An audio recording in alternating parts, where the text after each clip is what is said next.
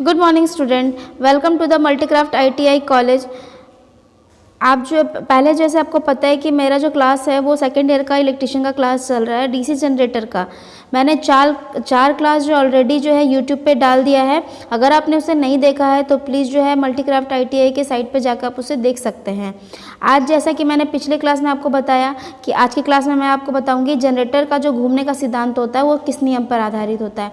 तो अभी आपके स्क्रीन पे आपको दिख रहा होगा कि यहाँ पे जो है एक हाथ दिखाया गया है, ठीक है। पहला आपका जो है राइट हैंड है, दूसरा जो है लेफ्ट हैंड है, ठीक है। तो ये जो है फ्लेमिंग्स का जो नियम है ये उसी के आधार पर जो है मोटर और जनरेटर काम करते हैं। तो अभी मैं जनरेटर के बारे में बता रही हूँ। तो जनरेटर में कैसा काम करेगा, फ्लेमिंग का दाएं हाथ का नियम, मतलब फ्लेमिंग्स राइट हैंड रूल, ठीक है। आपको राइट में आपको दिख रहा है यहाँ पे, ठीक है। राइट में यहाँ पे दिख रहा है एक अंगूठा दिख रहा है, ठीक है।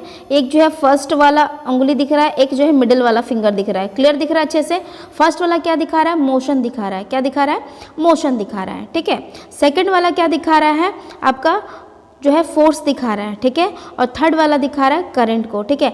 तो कहने का मतलब ये है कि अपने जो है हाथ के राइट हैंड के हाथ को, हथेली को इसी प्रकार खोलना है कि तीनों उंगली जो है परस्पर क्या करेंगे, एक दूसरे पर 90 डिग्री का कोण बनाएंगे, ठीक है। किसका, एक दूसरे पर 90 डिग्री का कोण बनाएंगे, ठीक है। यहाँ पे देखिए अच्छे से कि यहाँ पे लिखा हुआ भी है, ठीक है, फ्लेमिंग्स के दाएं हाथ का नियम। क्या है, फ्लेमिंग्स के दाएं हाथ का नियम।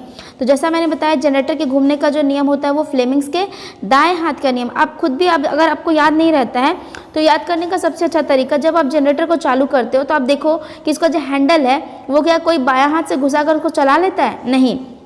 जब भी उसको जनरेटर को चालू करना होता है क्या करते हैं, राइट हैंड से हैंडल को पुट करते हैं और उसके बाद उसको घुमाया जाता है ना। जनरली शाफ्ट को घुमाते हैं हम लोग, ठीक है। तो ये जो है किस तरह काम कर रहा है वो भी मैं वर्किंग यहाँ पे आपको बता रही हूँ फिगर के हिसाब से। और यहाँ पे जो है लिखा हुआ भी आपको दिख रहा है साफ साफ। तो फ्लेमिंग्स का जो नियम है, ठीक है, तो बोला जा रहा है इसमें, यदि हम अपने दाएं हाथ को इस प्रकार खोले कि अंगूठा, पहली उंगली व बीच की उंगली सब आपस में 90 डिग्री। अब देखो एक चीज़ गौर करोगे, ये देखो यहाँ 90 डिग्री है। जब यहाँ ये वाला जो आपको दिख रहा है पोर्शन, ये भी क्या है, ये भी मेरा 90 डिग्री, और ये तो आपको दिख ही रहा है 90 डिग्री, ठीक है। ये आपका 90, ये 90, ये आपका 90, ठीक है।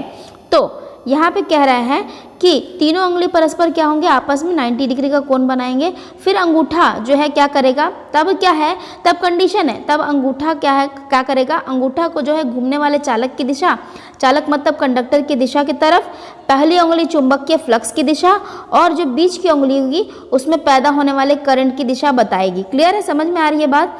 आप 1 से 2 बार वीडियो को देखेंगे, ठीक है। नहीं समझ आने पे मुझे कमेंट बॉक्स के सेशन में कमेंट भी करेंगे, मैं ऑब्वियसली रिप्लाई करूंगी सबका, ठीक है। तो एक बार फिर बता रही हूँ आपको क्या करना है, आपको अपने दाएं हाथ के हथेली को इस प्रकार खोलना है जिस तरह आपको फिगर में दिख रहा है। तो इसमें क्या होगा, ये तीनों उंगली जो है परस्पर जो है आपका 90 डिग्री का कोण बनाएंगे। क्लियर है।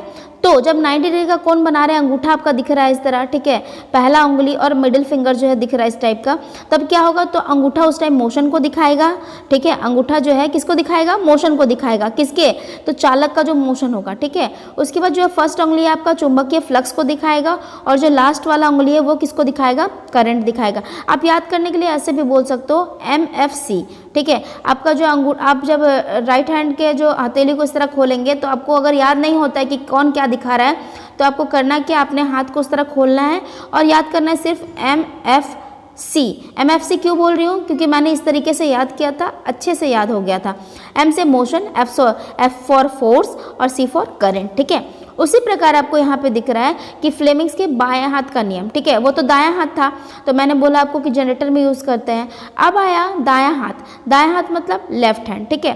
तो मोटर को जो है घुमाने का जो तरीका होता है वो फ्लेमिंग्स के लेफ्ट हैंड रूल से होता है, ठीक है। तो चुंबकीय क्षेत्र में किसी विद्युत धारा के घूमने की दिशा जानने के लिए, तो यहाँ क्या कर रहा था, मोटर में क्या होता था, मोटर में भी तो क्या होता है, आर्मेचर रोटेट करता है, ठीक है।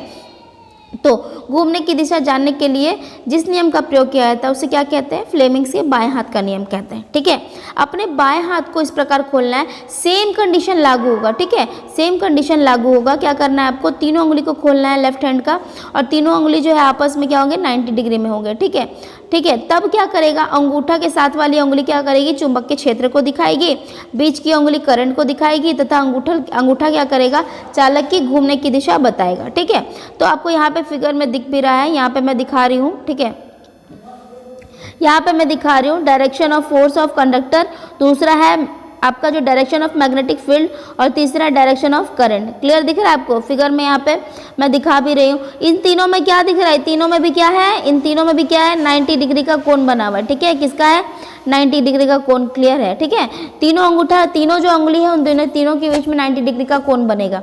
तब आपको पता चल गया। अच्छा, इसको याद करने का तरीका क्या है, तो आपको याद करना पड़ेगा, क्या याद करना पड़ेगा, CMC मतलब क्या होगा, जो डायरेक्शन ऑफ फोर्स का जो है, या फिर आप ऐसे भी याद कर सकते हो, सीधे फोर्स से रखो याद कर। ठीक है, फोर्स से याद करो। क्या देखो, पहला फोर्स आपको दिख रहा है, दूसरा क्या दिख रहा है, मैग्नेटिक फील्ड दिख रहा है, तीसरा आपका करंट दिख रहा है। तो इसको बोल सकते हैं CMC बोल सकते हैं। क्लियर, बोल सकते हैं कि नहीं बोल सकते, C फॉर कंडक्टर, आपका जो फोर्स जो है, फोर्स ऑफ कंडक्टर, दूसरा जो है मैग्नेटिक फील्ड, तीसरा डायरेक्शन ऑफ करंट। क्लियर है ये वाला बात। अच्छा, आगे चलते हैं। ये तो हो गया मेरा फ्लेमिंग्स का रूल। ठीक है, फ्लेमिंग्स से 2 रूल होते हैं। फ्लेमिंग्स नाम क्यों पड़ा है, क्योंकि वैज्ञानिक जो भी पहले आप देखोगे, जितना भी अब तक पढ़ रहे हो, जो वैज्ञानिक जिस चीज़ का इन्वेंशन किया उसी के नाम पे वो नियम चला गया। ठीक है, तो फ्लेमिंग्स से बताया था, इसलिए क्या है, इसका नाम जो है फ्लेमिंग्स पे ही पड़ गया। ठीक है, फ्लेमिंग्स का राइट हैंड रूल और लेफ्ट हैंड रूल। ठीक है, अब जो है यहाँ पे आप देखो एक चीज़ और, डीसी जनरेटर का मैंने बताया था आपको, ईएमएफ इक्वेशन बताऊंगी मैं। ईएमएफ इक्वेशन बहुत ही वाइटल रोल प्ले करता है आपका न्यूमेरिकल के लिए भी, और आपको जानना ज़रूरी भी है, क्योंकि बहुत बार जो है नौकरी वाले एग्जाम हुआ, आईटीआई वाले एग्जाम है, उसमें पूछा जाता है। ठीक है, तो किसी भी जनरेटर का विद्युत वाहक बल जो है निम्नलिखित बातों पर निर्भर करता है। ठीक है, यहाँ पे साफ साफ लिखा है किस पर निर्भर करेगा, तो देखो सबसे पहले ये फाई है, जिसको फ्लक्स बोलते हैं, फ्लक्स प्रति पोल। जेड है, जिसको चालकों की संख्या, कंडक्टर की संख्या बोलते हैं। एन है, जो कि स्पीड को दिखाता है। अब वो स्पीड क्या होगा, आरपीएम में भी हो सकता है, रोटेशन पर मिनट में, या फिर रोटेशन पर सेकंड में भी हो सकता है। क्लियर है। अच्छा, पी जो है, ये पी क्या दिखाता है, तो जनरेटर में पोलों की संख्या को बताएगा। ठीक है, ए क्या दिखाएगा, तो आर्मेचर वाइंडिंग में पैरेलल पाथों की संख्या।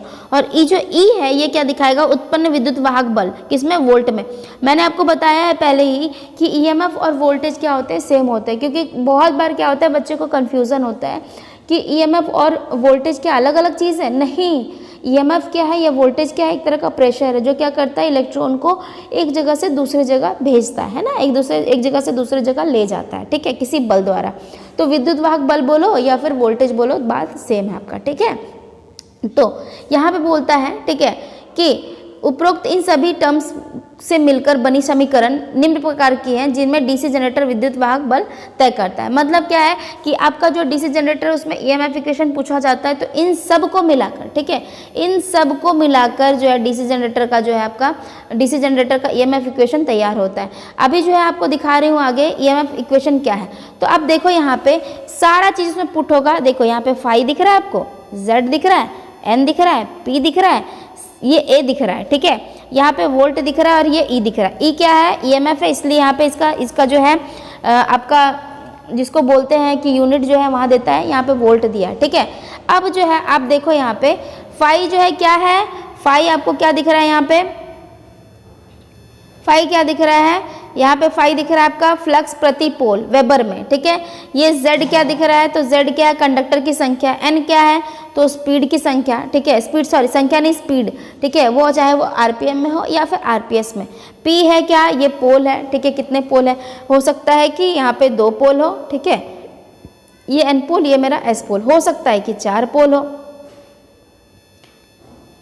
ठीक है, हो सकता है कि 4 पोल हो। ठीक है, अच्छा उसके बाद क्या है, ये आपका जो है 60 ये पर मिनट वाला है। ठीक है, ए जो है आर्मेचर में पैरेलल पाथों की संख्या है। ठीक है, तो अब इससे रिलेटेड एक न्यूमेरिकल देखते हैं। ठीक है, 1 या 2 न्यूमेरिकल है, मैं उसको अभी अच्छे से एलिब्रेट करती हूँ।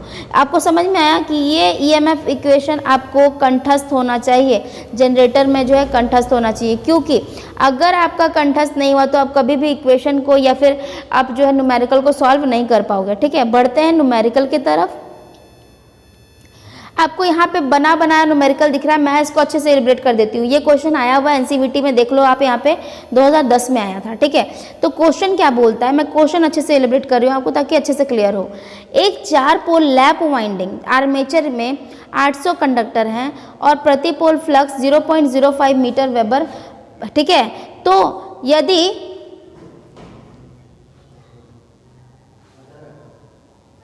यदि आर्मेचर को 400 आरपीएम की गति से घुमाया जाए तो उसमें उत्पन्न ईएमएफ की मान या ज्ञात करो, ठीक है।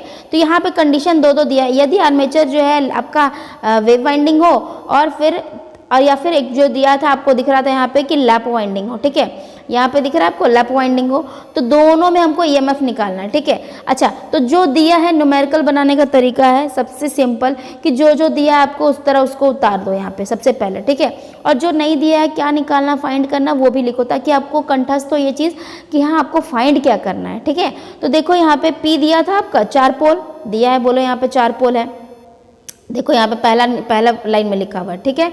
सेकंड में आप देखो यहाँ पे z बराबर 800, z बराबर आपका जो 800 यहाँ पे दिया हुआ है, ठीक है।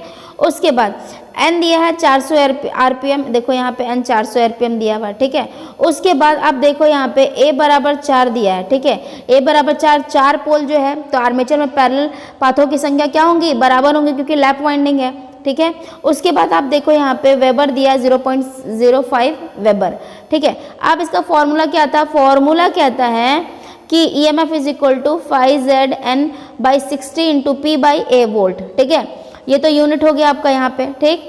अच्छा, अब इसको सॉल्व करते तो जैसे जैसे लिखा है ना उसको मैंने पुट कर दिया 0.05 यहाँ पे, ठीक है। उसके बाद 800 यहाँ पे मैंने पुट कर दिया इंटू 400/60, ठीक है, इंटू ये जो है 4/4 है। क्यों 4/4 है, देखो यहाँ पे 4/4 क्यों है, यहाँ पे क्वेश्चन आपके दिमाग में आएगा, एक मिनट, ये क्यों आएगा। तो मैंने बताया था आपको कि जब मैं न्यूमेरिकल बताऊंगी तो अच्छे से समझ में आएगा। ये 4/4 क्यों है, क्योंकि आपका जो लैप वाइंडिंग का बात हो रहा है तो लैप में जितना पोल होगा उतना ही पैरेलल रास्ते भी होंगे, तो 4 पोल था इसलिए 4/4 है, ठीक है। अच्छा, अब इसको सॉल्व करते हो आप, सिंपल सा देखो सॉल्व करने का तरीका, ये 0.05 जो है इसका 0.1 उड़ा दो तो यहाँ पे क्या हो जाएगा 100 आ जाएगा और गुना ये 60, ठीक है। अब जब आप इसको काटोगे पूरा, ठीक है, एक शून्य यहाँ से काट दिए, एक शून्य यहाँ काट दिए, इसका 2 शून्य यहाँ कट गया, ठीक है। तो कुल मिलाकर, और ये 4/4 था, ये कट के कितना बच गया, ये 1 बच गया। तो अब कुल मिला के देखोगे तो क्या होगा, आंसर आपका आएगा, ये आंसर आपका कितना आएगा 266.6 वोल्ट। ये जो है बनाया हुआ न्यूमेरिकल है और अच्छे से क्लियर किया, ये मैं इसलिए भी दे रही हूँ ताकि आप जो है क्वेश्चन को कॉपी पे लिखें, आंसर भी साथ में कॉपी पे लिखें, कैलकुलेशन आप खुद करके वहाँ पे दिखाएंगे, कमेंट बॉक्स में मुझे जो है आंसर भी करेंगे किस तरीके से आपने बनाया है, ठीक है। पॉसिबल हो तो फोटो भी इसमें इंक्लूड करेंगे। ये हो गया मेरा एक न्यूमेरिकल। अभी देखिए ये तो पहला हुआ है आपका, जब पूछा गया था कि लैप वाइंडिंग है तब। अब आएगा बात जो है वेव वाइंडिंग होगा तब, ठीक है। तो वेव में क्या होगा, यहाँ पे क्या होगा 4/2 हो जाएगा, 4/2 क्यों, क्योंकि पोल कितना भी हो, वेव वाइंडिंग में पोल कितना भी हो, लेकिन आर्मेचर में पैरेलल रास्तों की संख्या कितनी होती है, सिर्फ 2 होती हैं, तो 4/2 आगे आपको देखने मिलेगा। ये अब देखो ये वेव वाइंडिंग का है, या वेव वाइंडिंग का क्या क्या ईएमएफ है, फॉर्मूला सेम टू सेम है, लेकिन यहाँ क्या दिया है P/2 लिखा है ना, P/2 तो सेम वैसे लिखा है, लेकिन यहाँ पे क्या किया, यहाँ पे एक चीज़ इंक्लूड किया है, यहाँ पे एक चीज़ इंक्लूड किया 4/2, इसको काटेंगे तो 2 ऊपर आ जाएगा, बाकी सारा कैलकुलेशन सेम है, ठीक है। और आंसर आपका आंसर कितना आएगा, आपका आंसर आएगा 533.3 वोल्ट, ठीक है। कैलकुलेशन आप खुद से करोगे, मैं यहाँ पे हिंट्स के लिए आपको ऐसा भी दे रही हूँ कि आप इजीली उसको देख पाएंगे। क्वेश्चन बनाने का तरीका है बच्चों कि 1 से 2 बार क्वेश्चन को रिपीट पढ़ें, नहीं समझ में आए तो और दोबारा तिबारा चौबारा जितना बार हो सके उतना बार पढ़ें। और न्यूमेरिकल बनाने से तरीका सब जितने भी सर बता रहे हैं आपको, कोई भी टीचर जो है बता रहा है, तो आपको करना क्या है, करना सिर्फ इतना है कि क्वेश्चन पढ़ना है बार बार रिपीट करके, और जो जो दिया है डेटा आपका वो डेटा वहाँ पे उतार लो, जो डेटा नहीं दिया है जो फाइंड करने बोला उसको भी लिखो, ताकि आपका लास्ट तक क्वेश्चन में ये चीज़ दिमाग में रहे कि हमको निकालना क्या था, ठीक है। अगर आपको ये पता चल गया ना क्वेश्चन में कि निकालना आपको क्या है, तो ईजिली आपका 5 मिनट के अंदर आप क्वेश्चन जो है ईजिली सॉल्व कर लोगे, ठीक है। बढ़ते हैं नेक्स्ट क्वेश्चन की तरफ, ये दूसरा है मेरा क्वेश्चन, ठीक है। क्वेश्चन क्या कहता है, एक 8 पोल जनरेटर के आर्मेचर में 400 कंडक्टर हैं और उसे 1000 आरपीएम मतलब रोटेशन पर मिनट पर घुमाया जाए, ठीक है, घुमाया जाता है, तो इस जनरेटर में पैदा होने वाली ईएमएफ का मान ज्ञात करना है, जबकि फ्लक्स कितना दिया है 0.06 वेबर दिया हुआ है। अच्छा, अब क्या क्या फाइंड करना है, तो आपको यहाँ पे जो है सबसे पहले लैप वाइंडिंग फाइंड करना, दूसरा वेव वाइंडिंग, सेम वही तरीका होगा, ठीक है, जो दिया है आपको यहाँ पे दिख रहा है, यहाँ पे P बराबर 8 दिया है, तो P बराबर 8 दिया है क्यों, क्योंकि लैप का बात हो रहा है, तो जितना P होगा उतना ही A होगा, 8 हो गया। Z बराबर 400 कंडक्टर, N बराबर 1000/60, ये जो मैंने दिखाया था RPS में कन्वर्ट कर दिया है, और फाई दिया है 0.06 वेबर, ठीक है। अब आता है यहाँ पे ईएमएफ का फॉर्मूला, तो ईएमएफ का फॉर्मूला मैंने बताया था आपको अभी तुरंत कि 5ZN/60 इंटू P/A, तो लैप है, तो देखो यहाँ पे आप क्लियरली कि लैप है तो सेम चीज़ वहीं पे लिख दिया, 8 पोल था तो 8 पैरेलल रास्तों की संख्या कितनी होंगी, 8 होंगी। क्लियर है यहाँ पे, तो कितना यहाँ पे जो है काटने के बाद आपका क्या हो जाएगा, 1 आ जाएगा। अब इसको पूरे को यहाँ पे कैलकुलेशन आप करोगे, पूरे को कैलकुलेशन करोगे, ठीक है, तो कितना आएगा 400 वोल्ट आएगा। आपको ये चीज़ करके देखना, मैं चाहूँ तो बोर्ड पे बता सकती हूँ आपको अच्छे से क्लियरली, लेकिन मैं चाहती हूँ कि जितना बताने के बाद भी आपको क्वेश्चन मिल रहा है सेम सामने में देखने के लिए, आप कॉपी पेन लेके बैठो जब क्लास देख रहे हो तो, और इसको साथ ही साथ सॉल्व करते जाओ। किस तरीके से आपने सॉल्व किया वो भी मुझे मेंशन करो यूट्यूब में कमेंट बॉक्स में कि आपने किस तरह इसको सॉल्व किया। हज़ारों बच्चे हैं, हज़ारों बच्चों का तरीका अलग अलग है सॉल्व करने का, कोई जो है ट्रिकी जो है फटाफट सॉल्व कर लेता है, कोई लेंदी लेके जाता है, तो मुझे जो है कमेंट बॉक्स पे ज़रूर उसको मेंशन करना, ठीक है। सेकेंडली मैं समझा दे रही हूँ आपको, अब क्या चाहिए, वेव चाहिए। वेव में क्या होता है, जितना पोल होता है लेकिन रास्ता कितना होता है, 2 ही होता है। तो यहाँ पे आप देखो एक चीज़ अच्छे से गौर करो, यहाँ 8/2 है, यहाँ था 8/8, क्यों, क्योंकि ये लैप था, क्या था, लैप वाइंडिंग। ये क्यों है, क्योंकि ये है वेव वाइंडिंग, ठीक है, समझ में आ रही है। तो जो फॉर्मूला था सेम फॉर्मूला यहाँ पे भी यूज होगा, लेकिन P/2 हो जाएगा और यहाँ P/A था, ठीक है। सबको आप पुट करोगे, पुट करने के बाद आप जब इक्वेशन इस तरह का ले आओगे, ये कट के आ जाएगा यहाँ पे 4, 8/2 है तो, और कटने के बाद क्या आंसर आएगा आपका 600 वोल्ट आंसर आएगा। तो देखा आपने कि कितना ईजी है, ठीक है, न्यूमेरिकल सॉल्व करना जनरेटर का। आपको सिर्फ एक बार जो है कंसंट्रेट करके वीडियो को देखना है 102 बार बिना स्किप किए हुए, और डेफिनेटली मेरा जो है कहना 110% है कि आप पक्का जो है न्यूमेरिकल तैयार कर लोगे। आपको सिर्फ कॉपी और पेन लेके बैठना है, जितना पढ़ा रही हूँ मैं सबको रिवीजन करना है, सबको एक जगह नोट करना है। आपका एक नोट्स भी तैयार हो जाएगा, साथ ही साथ जो है आपका जो है रिवीजन भी हो जाएगा, और आप जो क्लासेस कर रहे हैं उसका फ़ायदा भी आपको मिलता जाएगा। तो आज के लिए इतना ही।